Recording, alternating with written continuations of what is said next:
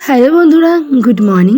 রানাঘাটের ছোট্ট একটা গ্রাম থেকে আমি দীপিকা চলে এসেছি নতুন দিনের শুরুতে নতুন আরও একটি সুন্দর ব্লগ নিয়ে।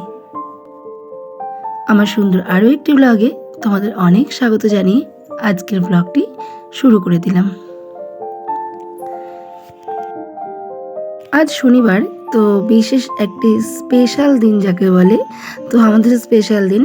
তো আমরা যাচ্ছি একটা জায়গায়, দেখতেই পাচ্ছ আমরা চলে এসেছি রানাঘাট স্টেশনে। তো সেখান থেকে ট্রেনে টিকিট কেটে বেরিয়ে গেছি। কোথায় যাচ্ছি বলে দিই তোমাদের। আমরা যাচ্ছি দিদির বাড়িতে, অগ্রদ্বীপ, কাটোয়ার আগে স্টেশন, বর্ধমান। তো যাই হোক, ওখানে যাচ্ছি আমাদের ভাগ্নের অ্যানিভার্সারি, সেই উপলক্ষে। আর একটা কথা তার সঙ্গে তোমাদের জানিয়ে দিই, সেটা হলো আমি প্রায় 12 বছর পর দিদির বাড়িতে যাচ্ছি। তো আমি এটা ভেবে ভীষণ এক্সাইটেড যে এত বছর পরে যাচ্ছি। তো যাই হোক, রানাঘাট থেকে ট্রেনে উঠেছিলাম, নেমে পড়লাম বেথুয়া ডহরি। তো ওখান থেকেই টোটো, আর টোটোতে পুরো 1 ঘন্টা লেগেছিল আমাদের। পার হেড 50 টাকা করে ভাড়া নিয়েছিল ওখান থেকে। তো আমরা ছিলাম একসাথে 5 জন। তো সবাই মিলেই চলে যাচ্ছি। এখন চলে যাব গঙ্গার ঘাটে, অগ্রদ্বীপ গঙ্গার ঘাটে। চলো ওখানে গিয়ে কথা হচ্ছে। তো বন্ধুরা দেখো, এখন আমরা চলে এসেছি যে গঙ্গা, অগ্রদ্বীপ গঙ্গার ধারে। গঙ্গা পার হয়ে যাব। আর টোটোতে করে এত বাজে রাস্তা, প্রচণ্ড, পুরো 1 ঘন্টা ছিলাম টোটোতে। আর 1 ঘন্টার পর এই যে এখন দেখো, এই যে পুরো আমরা গঙ্গার ধারে এসে গেছি। আর ওই যে পেছনে ওরা দাঁড়িয়ে আছে। তো আর এই যে এদিকে সায়ন আর বাবু। আমরা এখন গঙ্গা পার হব, গঙ্গা পার হয়ে তারপর আবার টোটো। তো চলো, অনেকটা দূরের রাস্তা এবং জার্নিও বেশ অনেকটা। চলো গঙ্গা পার হই, তারপর আবার টোটো ধরতে হবে। হ্যাঁ, তো কেমন লাগছে, খিদে পেয়েছে? ঠিক আছে, চলো। দেখতেই পেলে আমরা গঙ্গার ঘাটে ছিলাম। তো ওখান থেকে নৌকা পার হয়ে গেছি, মানে গঙ্গার যে স্টিমারগুলো সেগুলো পার হয়ে গেছি। তারপর আবার টোটো ধরেছিলাম। আর টোটো ধরে দেখো ফাইনালি পৌঁছে গেলাম দিদির বাড়িতে।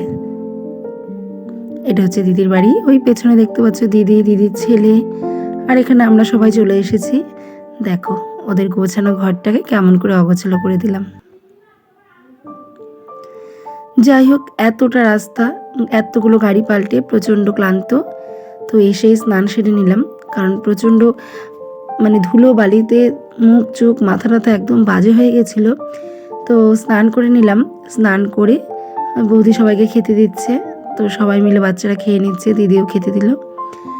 বাচ্চাদের খাওয়া দাওয়া হয়ে গেল। এখন দেখো আমরাও খেতে বসে পড়বো।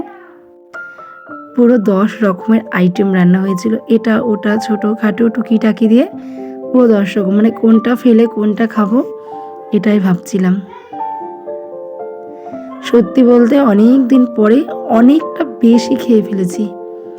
এমনিতেই হাতি, আরও হাতি হয়ে যাব।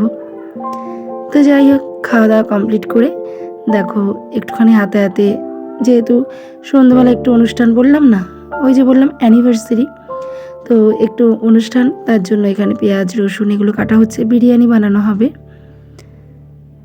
তো আমি একটু হাতে হাতে হেল্প করে দিলাম। আর এদিকে দেখো বৌমা একটু চিকেন রান্না করে নিচ্ছে। আর এটা হচ্ছে রাতে বিরিয়ানির চিকেনটা, তো এটাও রান্না হবে। আর এত বছর পরে এসেছি ভেবে, মানে তোমরা এটা ভেবো না কোনো অশান্তি বা এর জন্য আসেনি, অবশ্যই নয়। তোমরা নিজেদের দিয়ে একটু যদি বিচার করো, একটু ভাবো, তাহলে আমার সাথে মিলে যাবে। আমরা বিয়ের পরে কিন্তু প্রত্যেকেই পরাধীন, কারণ বিয়ের পরে আমাদের অন্য ঘর, অন্য সংসার। তো সেখানে গিয়ে সেখানে যারা যেমনভাবে বলবে আমাদের কিন্তু তেমনভাবেই চলতে হবে। তো আমার চোখে দেখা যতগুলো লাইফ, যতগুলো জীবন আমি দেখেছি, মানে যতগুলো মানুষের লাইফ দেখেছি, তো সবারই কিন্তু একটাই ঘটনা। ওই যে বললাম, বিয়ের পর আমরা সবাই পরাধীন, কেউ তেমন স্বাধীনভাবে চলতে পারি না। আমরা বলি মেয়েরা আজ অনেক স্বাধীন, মানে অনেক, হ্যাঁ অবশ্যই অনেকটাই স্বাধীন আগের থেকে, তবুও যেন কোথাও না কোথাও পরাধীন। ওদিকে বিরিয়ানিটা রান্না হয়ে গেছে। তো মিডিলে আমি না অনেকটা সময় ঘুমিয়ে পড়েছিলাম। আর এখানে দেখো সন্ধ্যের ডেকোরেশনের জন্য বেলুন ফোলানো হচ্ছে। ওই যে বললাম অ্যানিভার্সারি, তার জন্যই বেলুন ফোলানো হচ্ছে। আর একটা কথা বলো দেখি, মানে এখানে আমি অনেক বছর পরে আসলাম বেড়াতে, তো সবার সাথে আড্ডা মজা গল্পে সমস্ত কিছু ভিডিও কিন্তু করতে পারিনি, কারণ তখন মনে হয়নি যে ফোনের ক্যামেরাটা খুলে সবার মুখের সামনে ধরি।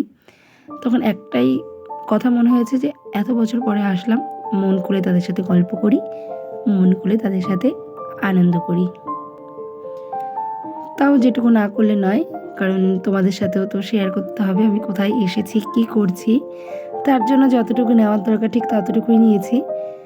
আর বলতে কি, ফোনটা আমার হাতে ছিল না, তো ছোটো ছোটো বাচ্চাদের হাতে ছিল, ওরা ক্যামেরা করছিল, তো অবশ্যই নড়ে গেছে। তোমরা তো বুঝতেই পারছো ভিডিওটা দেখতে গিয়ে। যাই হোক, একটু কষ্ট করে দেখে নিও। বেলুন ফোলাতে বসেও সেই হাসাহাসি, সেই মজা। মানে বলে না, অনেক বছর পরে একসাথে দেখা হলে আর তারা যদি তেমন আপন হয় আর তাদের সাথে তেমন মিল থাকে, সত্যি আনন্দটা কিন্তু অনেকটাই হয়। বেলুন ফোলাতে ফোলাতে দেখো আমরা সবাই হাঁপিয়ে গেছি। ব্রেক টাইম, একটু কফি নিয়ে নিয়েছি। আর এত খাওয়া দাওয়া মানে কি বলবো, খাওয়ার উপরে খাওয়ার কিছুই ভালো লাগছে না। দই মিষ্টি মাছ মাংস ভাত, মানে খেতে আর ভালো লাগছে না। যাই হোক, রাত্রির অনুষ্ঠান শুরু হয়ে গেল। আর একটা বিপত্তি ঘটে গেছে, সেটা হলো কারেন্ট অফ হয়ে গেছে। প্রচণ্ড ঝড় বৃষ্টি হচ্ছিল আর কারেন্টটাই অফ হয়ে গেছে। কারেন্ট থাকলে হয়তো মেবি, আমি জানি না, হয়তো আরেকটু ভালো হতে পারতো, কিন্তু কারেন্ট নেই। খুব আনন্দ হয়েছে, ভীষণ। সবাই তো বলছিল যে কারেন্ট নেই দেখেই হয়তো এতটা আনন্দ হয়েছিল। তো দেখো, এটা আমাদের বউ, এটা আমাদের ছেলে, ও আংটি গিফট করে দিল। আর সবাই ফটোশ্যুট করছিল, বেশ দারুণ মজা হয়েছিল। মানে আমি ভাবতেও পারিনি যে অ্যানিভার্সারির দিন মানে এমন একটা ঘটনা হবে, যে কারেন্ট নেই তাও এত আনন্দ। ভাবতেই পারিনি যে অ্যানিভার্সারির দিন এমন একটা ঘটনা ঘটে যাবে। সত্যি কারেন্ট থাকলে হয়তো আরেকটু আনন্দ হতো। কেকটা দেখো কি দারুণ হয়েছে।